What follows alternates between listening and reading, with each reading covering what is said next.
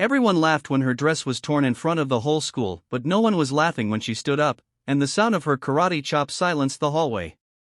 What happened next wasn't just revenge, it was a moment that changed the entire school forever. Stay till the end, because what this shy girl did after that will leave you speechless. The morning bell rang through Crestwood High, echoing across the polished halls.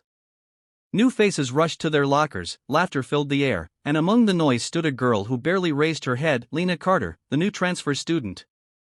Lena's uniform hung a little loose, her shoes were old, and her eyes stayed fixed on the floor.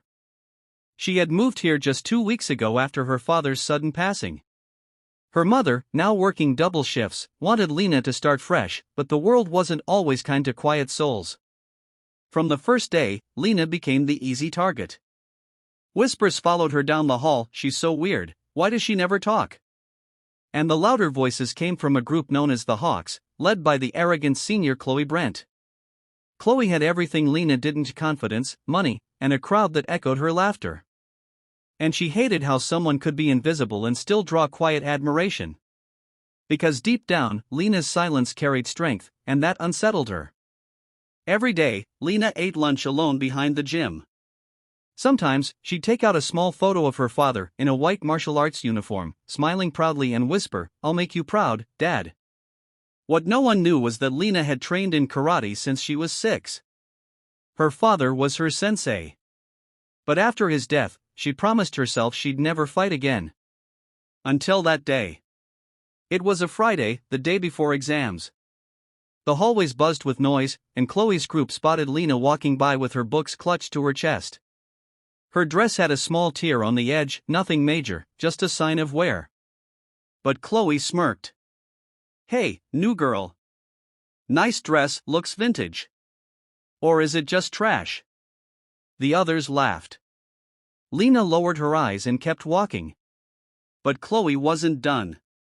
She reached out, pretending to fix the tear, then with one cruel pull, ripped the back of Lena's dress wide open.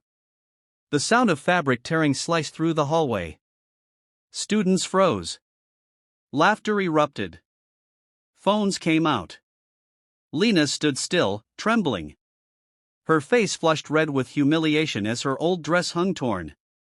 Chloe laughed so hard she doubled over. "Oops. Guess you should have bought something decent before showing up here." But then, something shifted. Lena slowly turned around. Her eyes, usually soft and scared, burned with a calm fury. The laughter faded as everyone noticed the change. Her breathing slowed, her stance firmed, and her shoulders straightened. Someone whispered, "What's she doing?" Lena stepped forward, and the hallway went silent. "You think breaking others makes you strong," she said softly. "You've never met someone who's already broken and learned how to stand again." Before Chloe could respond, Lena dropped her books, and with lightning speed, her hand moved. One swift karate chop hit the locker beside Chloe's head with a crack that echoed down the hall. The locker dented. Chloe froze. Everyone gasped. "Try touching me again," Lena said quietly. "And the next sound won't be metal." The bullies backed away. Phones lowered. The same people who laughed moments ago now stared in stunned silence. But Lena didn't smile.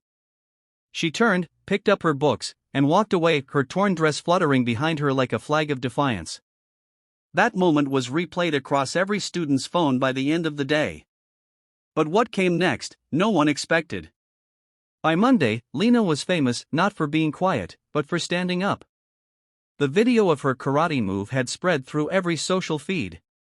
Students whispered her name with a mix of awe and guilt. Even teachers noticed the shift. The same kids who mocked her now avoided her eyes, and some, like Ethan, the boy who filmed it, approached her during lunch. "Hey. I just wanted to say I'm sorry. I shouldn't have laughed," he said. Lena smiled faintly. "Thank you. But next time, don't laugh." "Stop it." Ethan nodded, ashamed. But something about her calm strength drew people in. Slowly, Lena began making friends. She joined the school's karate club, which had been nearly forgotten for years. Under her quiet guidance, it came alive again. When the principal called her into the office about the incident, she thought she was in trouble. But instead, he said, you didn't hurt anyone. You defended your dignity. That takes courage, Miss Carter. The school could use more of that. Word spread. Even Chloe, the bully, stopped showing up for a few days. When she returned, she didn't dare meet Lena's eyes. But one afternoon, Lena saw her crying alone behind the gym, the same place Lena used to sit. Something inside her softened. She walked over. "You okay?" she asked. Chloe looked up, shocked.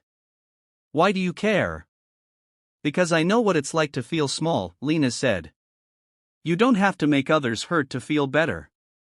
Chloe's eyes welled up. I thought everyone liked me because I was strong." "Being strong isn't about hurting others," Lena replied.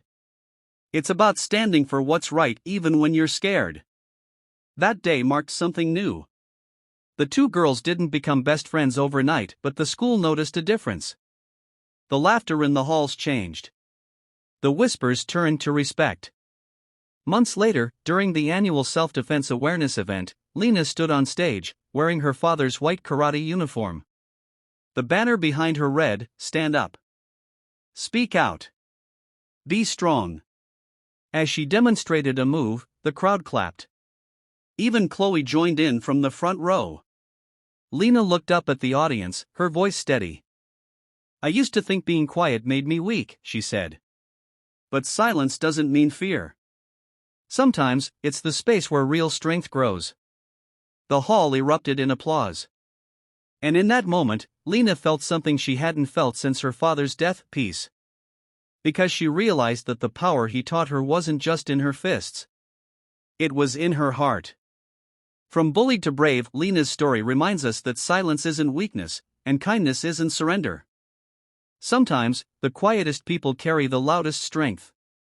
If you believe courage begins within, share Lena's story, because someone out there might need the reminder that they too can stand tall.